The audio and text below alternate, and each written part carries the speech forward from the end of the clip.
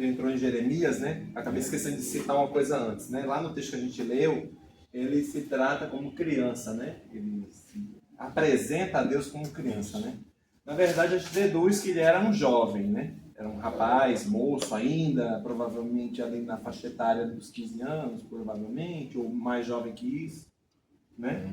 Então, o pessoal pergunta assim também muito por conta da idade, talvez seja o motivo das lamentações dele, já que o motivo dele é melancólico, né? Ele é melancólico, porque as pessoas não queriam se arrepender, porque ele traz a palavra de arrependimento.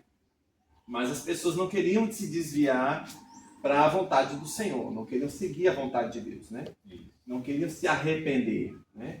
Mas ele tinha um outro aspecto, ele tinha esperança em Deus que as coisas pudessem melhorar, mudar. Porque como a gente fala dos profetas anteriores, por isso que eu citei os outros antes, que os outros se conectam diretamente a Jeremias. Por quê? Ele já sabia das profecias e esperava que aquelas profecias se cumprissem e houvesse mudança para o povo. Que as pessoas mudassem seu destino, a sua percepção de um modo geral. Mas isso não aconteceu da forma que ele esperava, né? O texto dele é bem mais abrangente, tá? Do Jeremias, eu estou resumindo. Né? Mas a visão dele é conectada diretamente a todos esses fatos que a gente falou antes.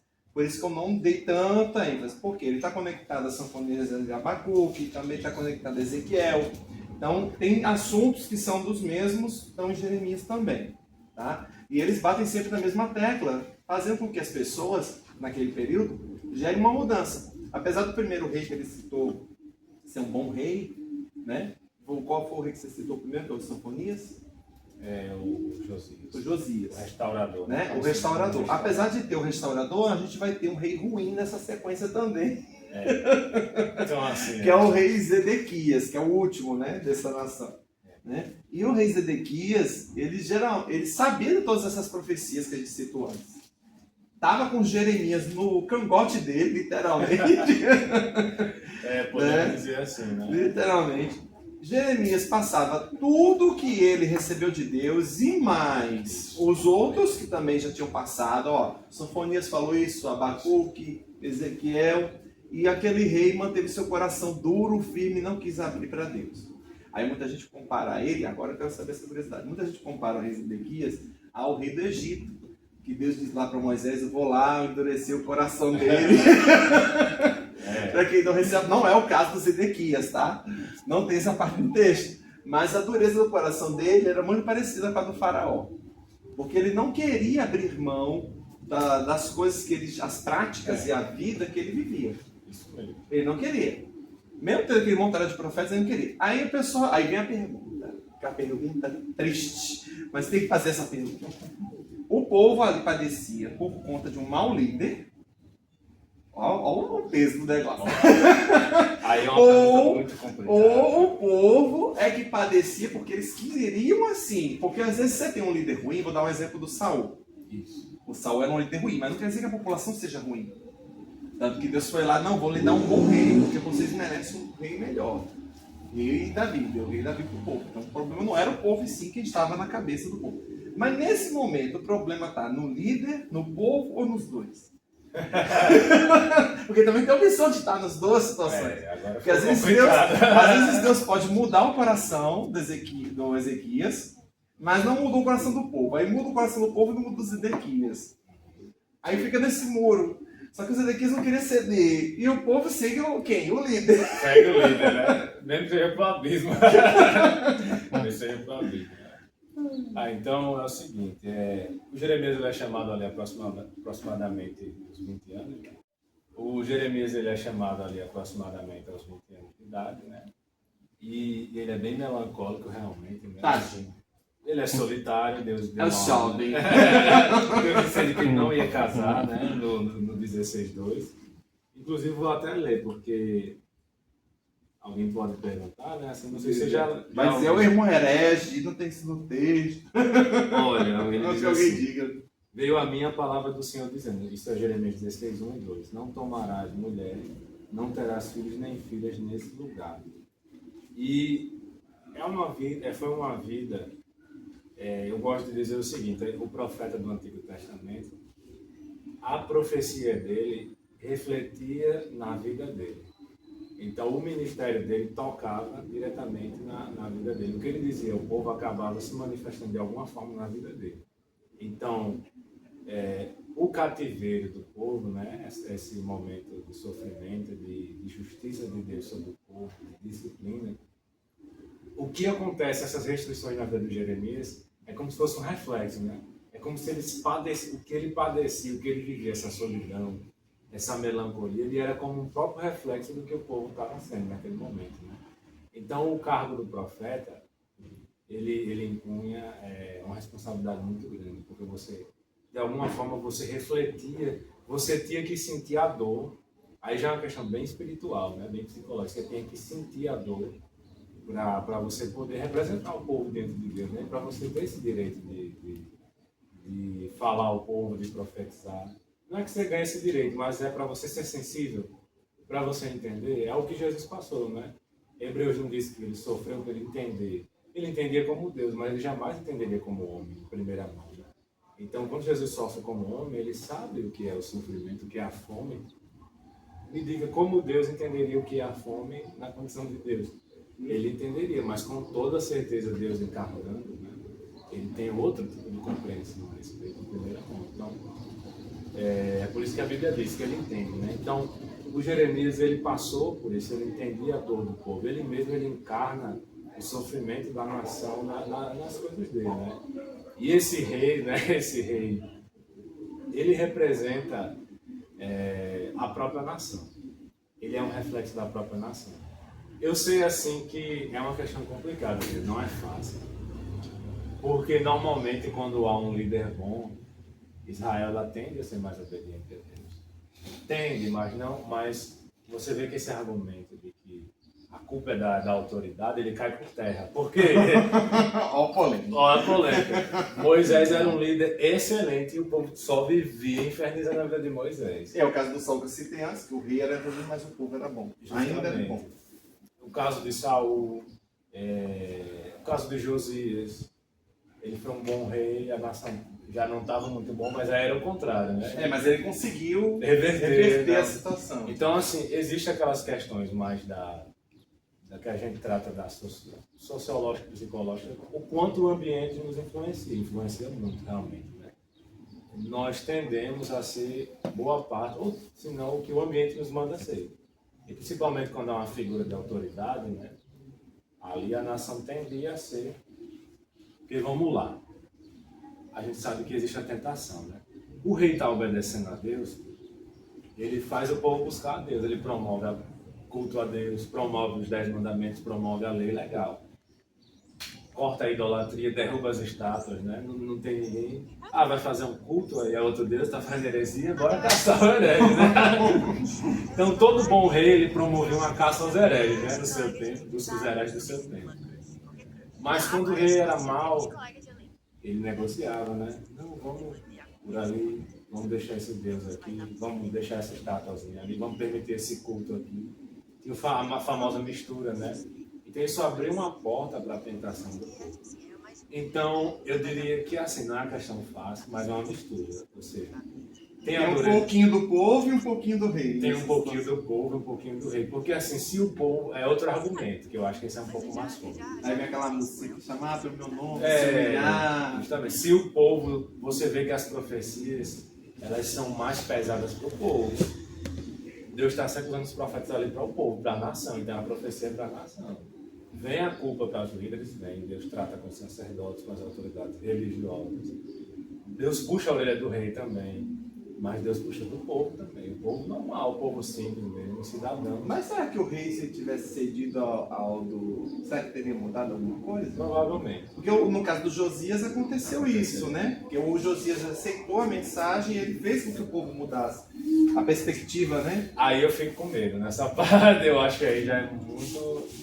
Não, mas isso é uma ideia. É uma ideia. É uma ideia que poderia... Porque a gente está comparando os dois reis, né? No comparativo, talvez teria acontecido o mesmo que aconteceu com Josias, mas não quer dizer que o Zedequias seria o mesmo. Ele é uma outra pessoa, outras atitudes. E talvez assim, o povo realmente você vê que estava muito violento a nação. Né? Estava pior do que na época do Josias. Isso, então assim, tem a questão da tolerância de Deus, né? O próprio Deus, ele sabe. Então, Tem um pouco de tudo, mas eu creio que realmente pelo caráter, né, o conteúdo das profecias, a nação ela tem muito culpa também. Né?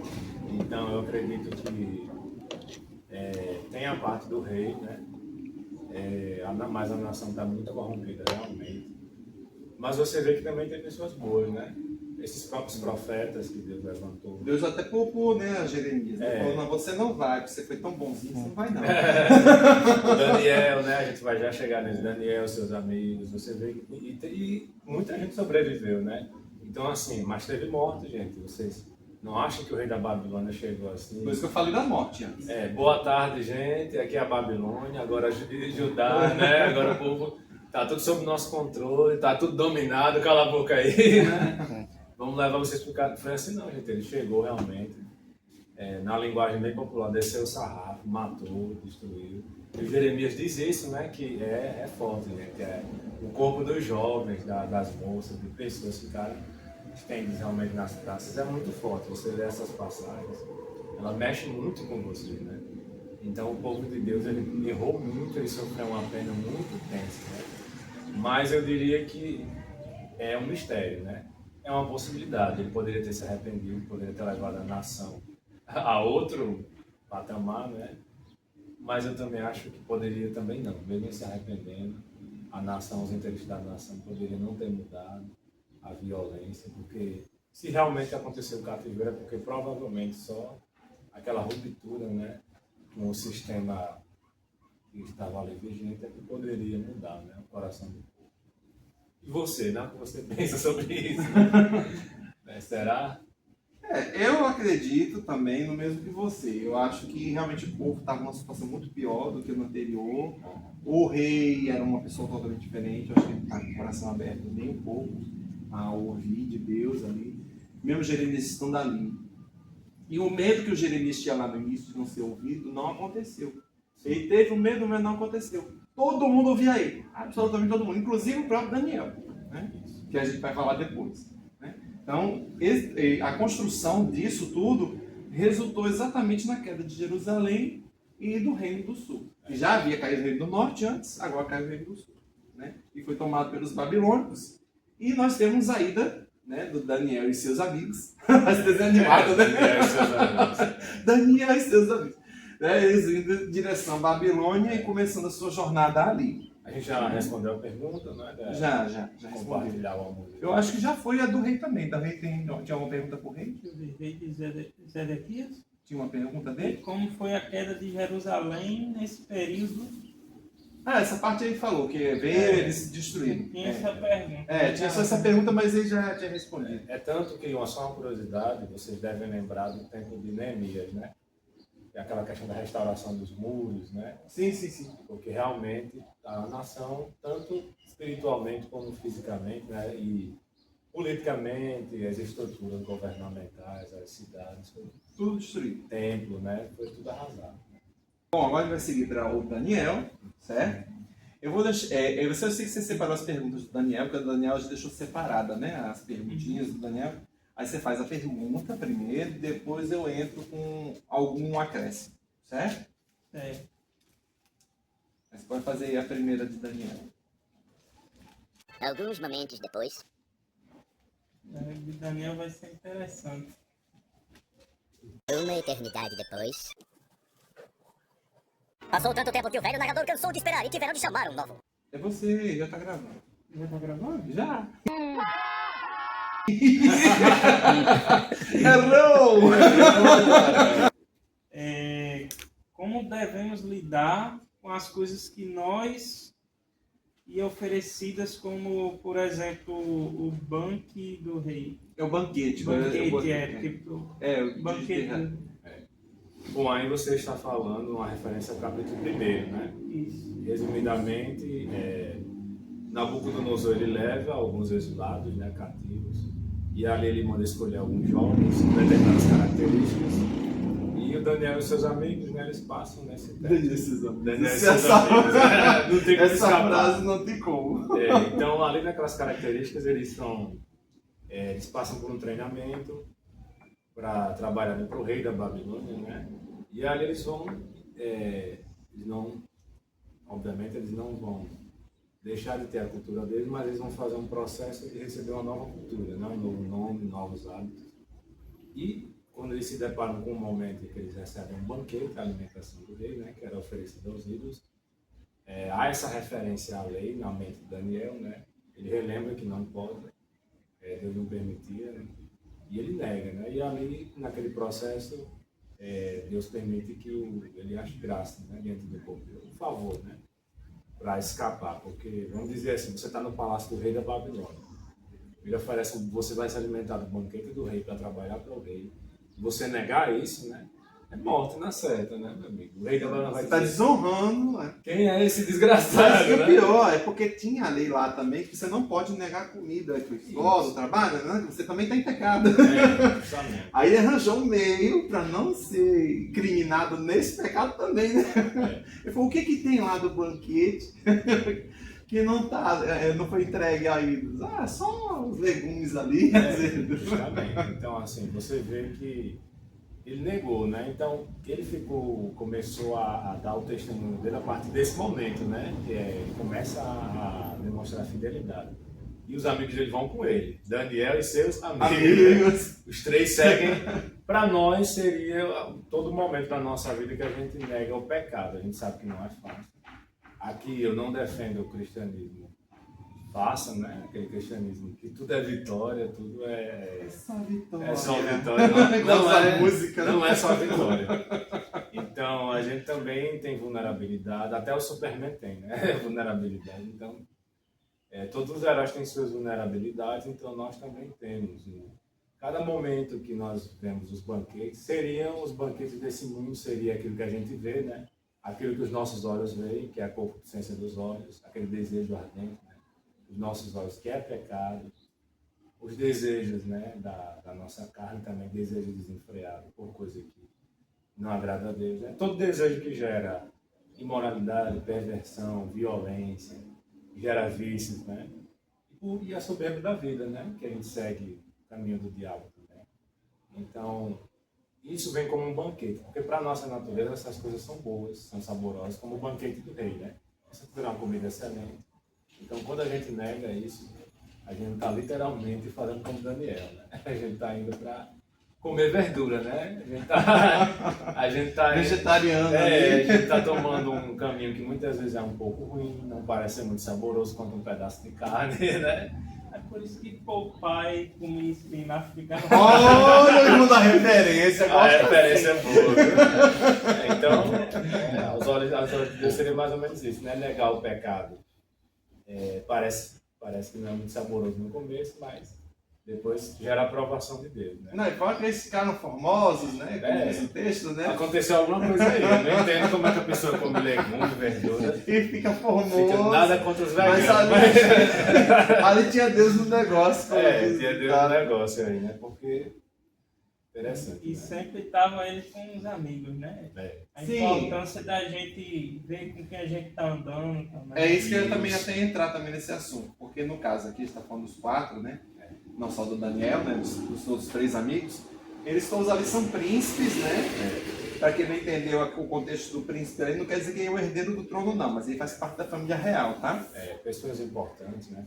Pessoas influentes. Às vezes é o primo do rei. Uma coisa assim. Ele era algum parente do rei.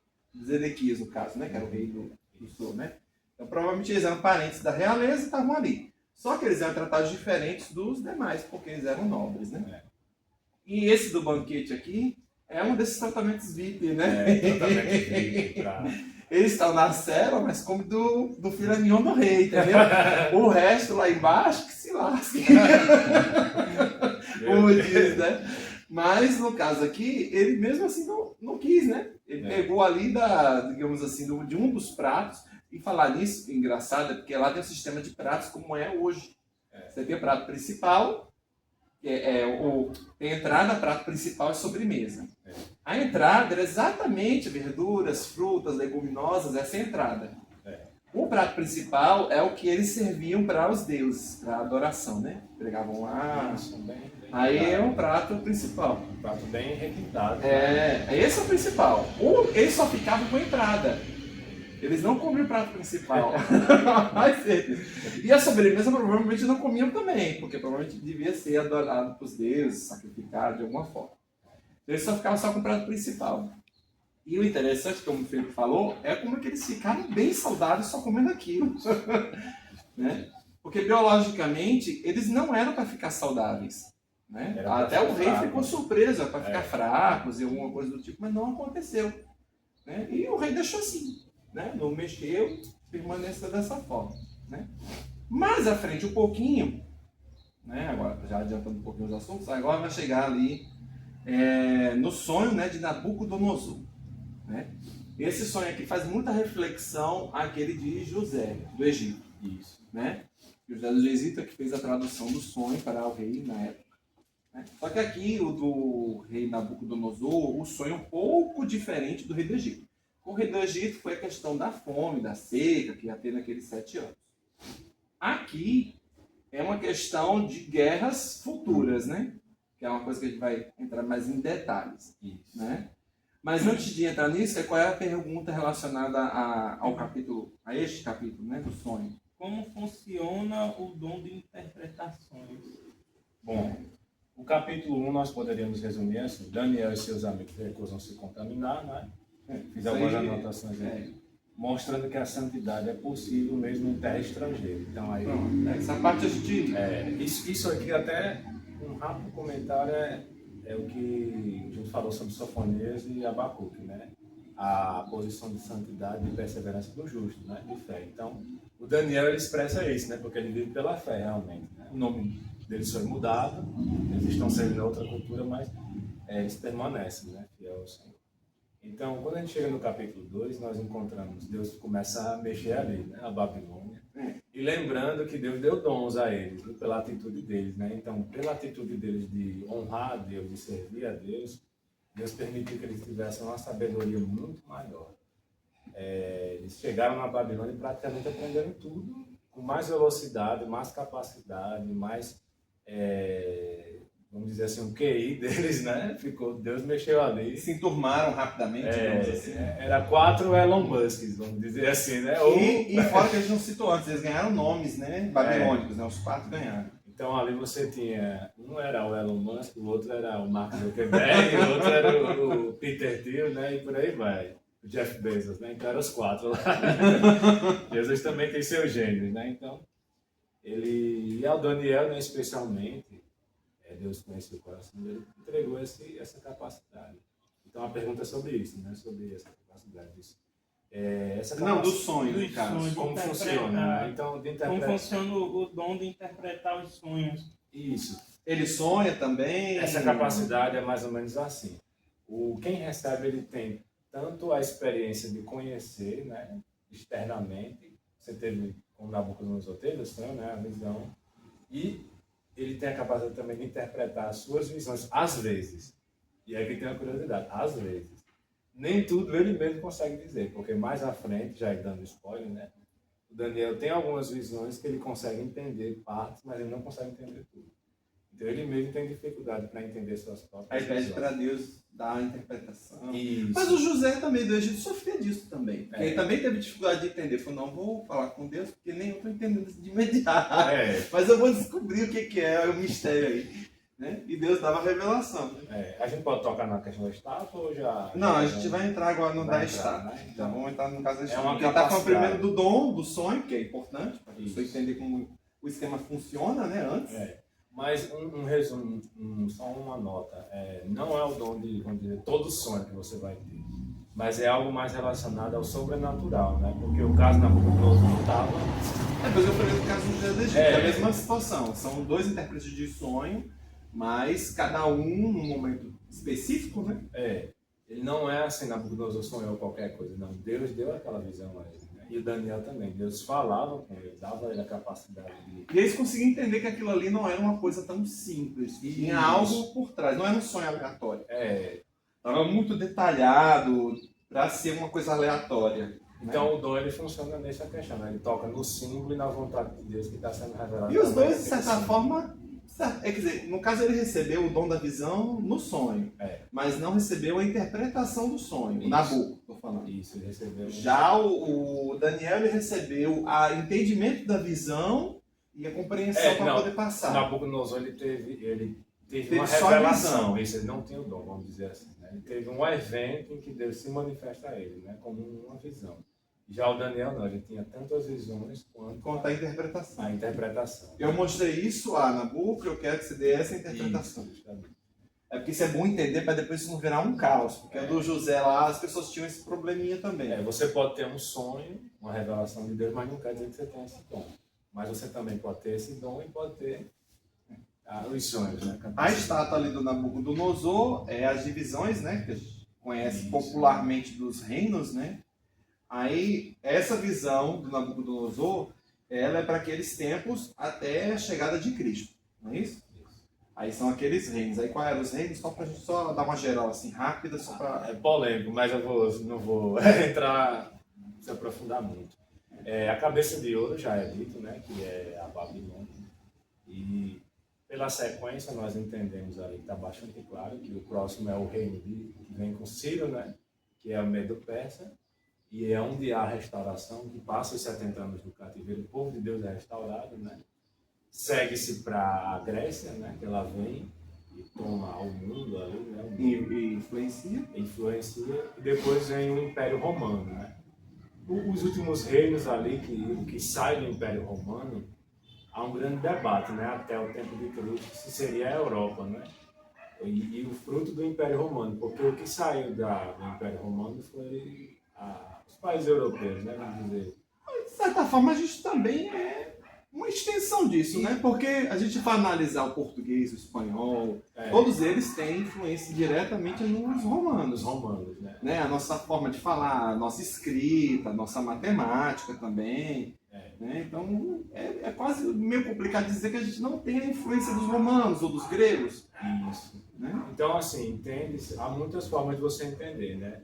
Há esse entendimento mais comum, que é também bastante, tem base bíblica, né? De que o Império Romano se transmutou, né? Ele se desfez, mas ele se transmuta, ele deixa os seus filhos ali, né? Esses estados que mais tarde vão se modernizando, vão colonizando muito, né? Por exemplo, hoje nós vivemos, em rápidas palavras, nós vivemos em um mundo em que a hiperpotência é os Estados Unidos, né? Ele tomou toda a cultura do mundo, militar, econômica, cultura mesmo, né? De cultura pop, né? Essas coisas, do dólar. Mas nós podemos dizer que os Estados Unidos é simplesmente o Império Romano. Eu posso dizer que os Estados Unidos é o Império Romano? Ele é um Império Romano. E tem todas as estruturas, os detalhes, tudo. Todo o nosso mundo é uma herança da Grécia, de Roma, né? E da fé, né? Judaico-cristã. É como você falou, ele só expandiu, né? Estendeu, né? Ele não ficou só limitado a Roma e si. Ele fala Império Romano, que a gente pensa só na capital, né? Mas a ideia de império é tudo. É o alcance até onde ele foi. Né? A influência onde ele foi. No caso dos gregos, que a gente já citou em outros momentos, eles deixaram a influência muito clara durante todo o período de Jesus ali, né? Quer dizer, tudo que eles fizeram ajudou o ministério de Jesus a se espalhar rapidamente. Tudo que o Alexandre fez antes acabou, sem querer, influenciando no ministério futuro, né? Que é interessante isso também. Com curiosidade, o pé da estátua, né? Ele é de barro e ferro, não é isso? Ele tem uma mistura ali de uma parte mais resistente e uma parte mais mole. Então, Antônio Gilberto, né, grande teólogo da Assembleia de Deus, ele dizia que ali é uma profecia do quê? No futuro o mundo vai ser assim. Vai ser dividido entre estados moles e estados duros. Então, o que seria... Estados sujos e limpos. Quem seriam os estados mais molinhos, assim? As democracias. Seria essa ideia de democracia, que viria no fim dos tempos. Né?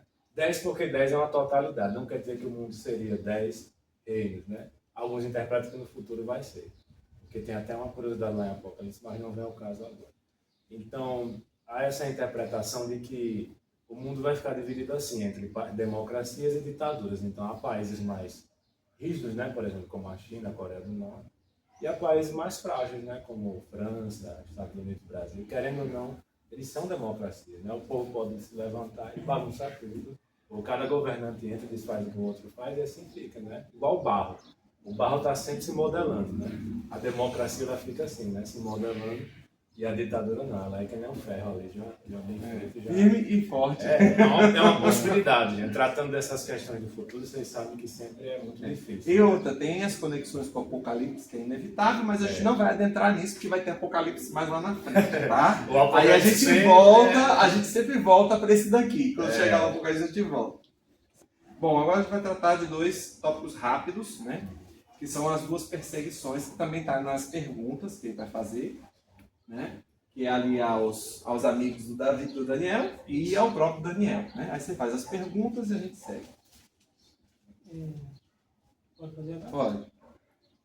Ciência da interpretação da estátua Já foi, falou. é o...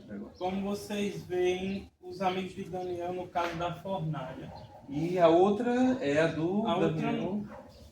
Como- Não, a seguinte também. Essa outra, sim. Aí aqui é o quê? Como vocês, a comunhão de Daniel faltou. Como vocês Como vocês veem, né? É a comunhão de Daniel. Bom, assim, E primeiro os amigos, depois o Daniel. em rápidas palavras, né, como a gente já falou, eles são um exemplo do justo, né, que vive pela fé. Então, são 2 casos, a gente não sabe onde o Daniel está, quando ocorre o caso da fornalha, né, até todo mundo pergunta, cadê Daniel, cadê Daniel? A gente não sabe porque Daniel está, senão seria o 5º homem na fornalha, né, mas se popularizou com o 4º, sim, ficou sendo o 4º homem na fornalha. Né? Daniel, a gente não sabe onde ele está, não vamos saber. Né? Ele pode estar orando. Ou algo muito. Então, Daniel não está lá, mas há essa convocação para adoração, né? Como os mandamentos falam, só existe um Deus, só ele merece adoração. Eles confrontaram o rei a ponto até de entregar as suas vidas, né? O curioso aí, interessante é que Deus livrou, né? Acaso que Deus permite realmente que seus servos cheguem ao ponto até de entregar a sua vida, né? Mas nesse caso, Deus livrou para dar um testemunho a Babilônia, né? De que o povo dele não havia sido destruído, de que ele estava no controle de tudo. Então ali é Deus testemunhando a Babilônia, que ele está na Babilônia, que ele está controlando tudo, né? E que ele tem um poder sobre as nações. Causa grande admiração esse ponto. Já é um ponto para mexer com o coração do Nabucodonosor, né? Que é bastante orgulhoso. Deus mesmo já está trabalhando. Esse foi o primeiro, na verdade, assim, deu aquela mexida, né? Além tem o sonho, né? Teve o sonho. Teve o sonho, teve essa da fornalha e o da Cova dos Leões. E aí o fato já estava bem marcante, né? Cova dos Leões ela já é mais à frente. A Babilônia já não está mais no poder, né? Já os persas já vieram, a Babilônia já caiu aí, né? Já é outro domínio. É verdade, é verdade. Isso, e o Daniel ele se destaca, né? Ele continua, porque uma coisa interessante é que o Daniel fica bem velhinho, mas mesmo assim ele exerce um poder político incrível, né? Ele é um político que não se corrompeu. Então, e olha só, na Babilônia, na Medo-Pérsia, né? Então, assim,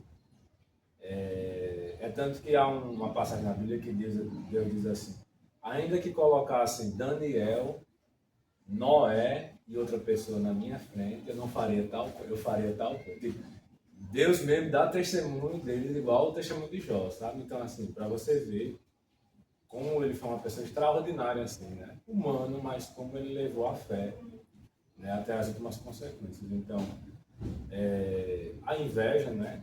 Gera toda uma tramamóia ali, eles pegarem Daniel no erro. Daniel não tem, assim, nada que faça ele ser jogado na cova dos leões, mas eles criam um decreto pegando ele na própria fé, né? Para não orar, para só fazer oração. Aí é o caso da pergunta que ele falou, da comunhão, né? Que meio tinha uma certa comunhão com Deus, né? Como é que ele ia fazer agora? Então a questão é o seguinte: a comunhão com Deus aí, que é já para entrar nas 2 perguntas, que é expressa nos 2, né? No caso dos garotos, dos 3 amigos dele, do Daniel, eles entraram na fornalha. Sadraque, Mesaque e Abednego entraram na fornalha e o Senhor desceu e livrou, né? E no caso de Daniel, ele foi até a cova dos leões. Ele não aceitou orar ao rei, né? Não aceitou deixar de orar ao Deus verdadeiro. Não aceitou esse decreto. Como o decreto era irrevogável, né? Na lei dos medos e dos persas, nem o próprio rei poderia revogar, né? Se ele assinou, acabou. É o que acontece em Esté também, que não sei se vocês lembram, mas quando o rei decreta que é para matar todos os judeus, né? Então ali não tem como revogar. Aí ele vai e faz a estratégia com Esther de que os judeus podem se defender. Ou seja, ele faz um decreto que burla o outro decreto. Mas não dá para alterar. Então, assim, o rei vê que ele foi pego, né? Mas não tinha o que fazer. Daniel tinha que realmente. Não podia orar o Deus dele, tinha que orar para o rei. E aí ele vai para a cova dos leões. Então, a fé ali se expressa no seguinte. Primeiro, eles viviam realmente pela lei, né? Do Antigo Testamento, até onde tinha a parte, pelo menos os 5 primeiros livros, né? Eles tinham conhecimento, eles viviam pelaquela lei, né? Comiam com Deus, eles se baseavam na lei e na fidelidade, independentemente das circunstâncias, né? Então, a fidelidade deles é muito bonita porque só de você refletir assim, né? Ah, se eu for capturado, levado para uma terra estrangeira, vão mudar meu nome, vão apresentar outra cultura, vão me colocar em situações que eu posso perder bens, reputação e até a minha vida, aí a nossa fé desaba, né? Se a gente realmente não for genuinamente convertido, né? For herege, se você for um herege numa situação daquela, você não permanecia, né? A primeira coisa que a gente teria, ou alguém, né? Ou um de nós que não tivesse convertido, não passaria do capítulo 1, não teria história, né? Porque se Daniel e seus amigos comem do banquete, não havia história. Não havia o livro de Daniel, né? Então só existe o livro de Daniel por causa dessa fidelidade, né? Para responder essa pergunta mais prática para nós, como a gente conserva essa comunhão? Só no teste mesmo. Só vivendo mesmo. A resposta é vivendo. Cada um de nós vai se expondo às provações, né? E cada vez que a gente vence uma provação, uma tentação, a gente fica mais forte e mais capaz de... Então andar com Deus é uma questão muito mais pessoal e de vivência do que você expressar a sua fé através do culto, entendeu? Não estou desprezando o culto, mas andar com Deus não é ir para o culto. Não é só isso. Não é só isso, né? Não é que eu estou andando com Deus só porque eu vou para ele, não. Não, porque os irmãos, a gente tem comentado isso, a gente tem irmãos que acham que são irmãos só de igreja. Sou irmão, sou Jesus na igreja. Fora da igreja, não me chame de crente. É igual o Plano Duarte diz, fica aí Jesus, até o próximo culto, eu vou viver minha vida, né? Então não, quando você chegar no seu trabalho, que houver uma situação que você tiver que ser confrontado, né, com a oportunidade de pecar, sei lá, alguma coisa injusta, alguma coisa assim, é aí que você está andando com Deus, né? Você demonstra sua fidelidade, sua comunidade, ou qualquer coisa simples, gente. Até o jeito que a gente trata a nossa família, né? Nossos irmãos, a gente está andando com Deus aí, a gente está expressando o amor de Deus, né? E nossas orações, o que a gente ora é isso, seria... Eu só vou trazer só um pontinho que a gente acabou esquecendo, que não foi nas perguntas nem nos tópicos, né? Que foi o neto, no caso, do Nabucodonosor. Acabei esquecendo do pobre miserável. Né? Porque eu já havia comentado sobre ele em vídeos anteriores. Por isso que eu não trouxe ele para esse vídeo, certo? Mas ele faz parte desse contexto aqui do Daniel, tá bom? Mas eu vou falar breve sobre ele, assim, só para não deixar em branco e deixar o bichinho lá de escanteio. Né? O neto do Nabucodonosor é quem estava governando a Babilônia antes da invasão, né? Dos Medo-Persas. E Deus, em sua infinita graça, perdeu a misericórdia e sentou a mão. Brincadeiras à parte, foi lá, escreveu a palavra de maldição, que é o texto clássico, todo mundo conhece. Quem quiser assistir, tem na novela lá da Record, que é uma cena, por sinal, ficou muito maneira, muito maneira. Pega a cena isolada, só a cena isoladinha, assista. É muito da hora. A mãozinha lá escrevendo assim, palavra de maldição. E é chamado o Daniel, né, para que dê a interpretação do que está escrito lá. Que está escrito em hebraico, né? Presumo, estava em hebraico. Aí ele foi e deu a interpretação do que estava escrito lá, né? Para que o rei entendesse a palavra de maldição, que era a destruição, e é essa mudança, essa virada que aconteceu entre esses dois tópicos, inclusive, né? Que eu estava falando da pergunta, para ninguém dizer que eu esqueci, eu estou adicionando isso. É só isso que aconteceu, tá bom? De um para o outro, foi a viradinha, tá? Porque Deus também não estava mais com o seu coração voltado mais ali para a Babilônia. Por quê? Quando estava Nabucodonosor no trono, e o filho dele, o coração dele ainda estava voltado até para Deus, de certa forma, né? O Nabucodonosor, ele mudou a forma de pensar, né? Até o final da sua jornada, teve aquela situação lá que ele se transformou em animal, Os lobisomens da animalizou, Bíblia. né? Os Enfim, lobisomens da mas eu não vou adentrar nesse daí, certo? Mas depois ele voltou, reconheceu a Deus, tal, né? O filho, durante o período que ele estava animalizado, governou com gentileza, sabedoria, Deus até elogiou, né, de certa forma, que foi um bom rei. E quando ele morre, Nabucodonosor também, quem assume é o genro, né? O genro, o cunhado, no caso, que assume e, de certa forma, o filho. Quer dizer, o genro cunhado foi para a batalha do Nabucodonosor, né? E meio que ele não, passando o historiador, disse que ele não queria, né? Esse trono, né? Ele prefere ir para a batalha, né? Porque ele foi joga pra aí pro batalha. meu filho aí, né? Ele jogou para o filho o trono, o pai foi para a batalha com os medo-persas e toda essa situação aconteceu aí. Só que, o que acontece? Esse Nabucodonosor ele só foi amaldiçoado porque ele desrespeitou a Deus. Tá? Então, esse desrespeito é que gerou a praga, a maldição, que a gente já tinha citado nos vídeos anteriores. Tá bom? Então, não vou entrar em detalhes aí. Só dando essa pontilhadazinha só para não ficar perdido. Tá certo? Mas vamos para as conclusões finais, né? Desses profetas aqui, agora, só para a gente concluir. Qual foi desses que a gente citou que você achou assim mais interessante? Que tem uma jornada assim mais, como eu posso dizer, mais épica, podemos botar Mais assim.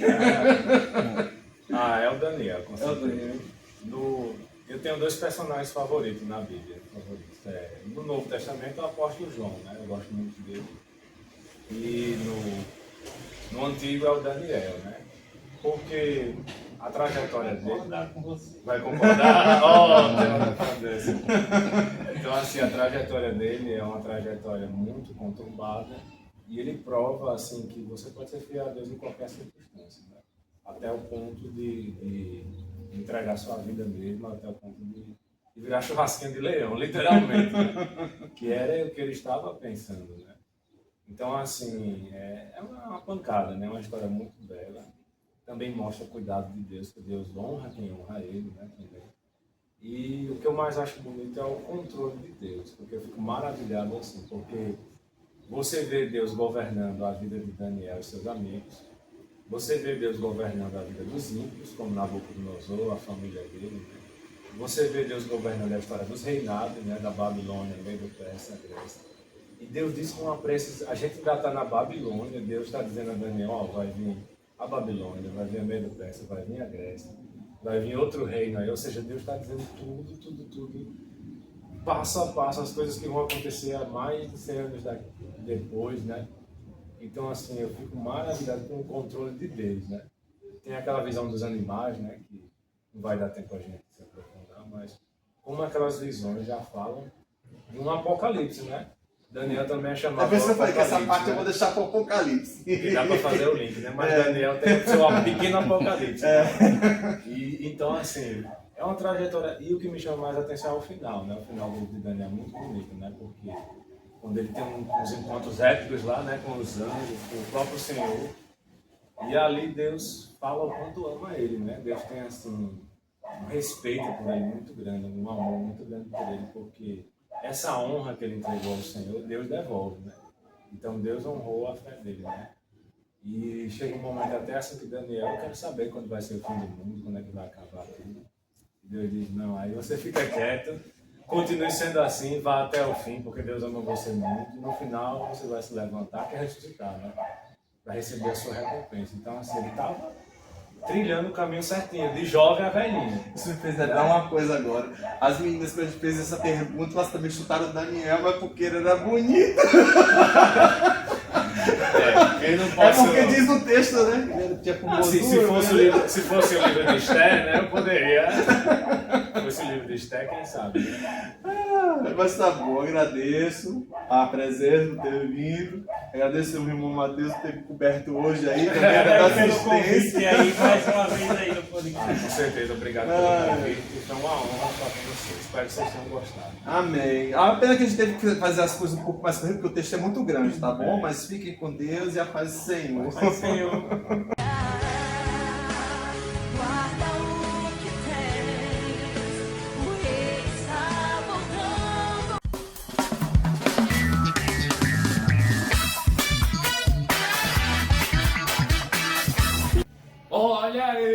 aqui. O inimigo pensou que ia me vencer, mas Santarém não me demitiu.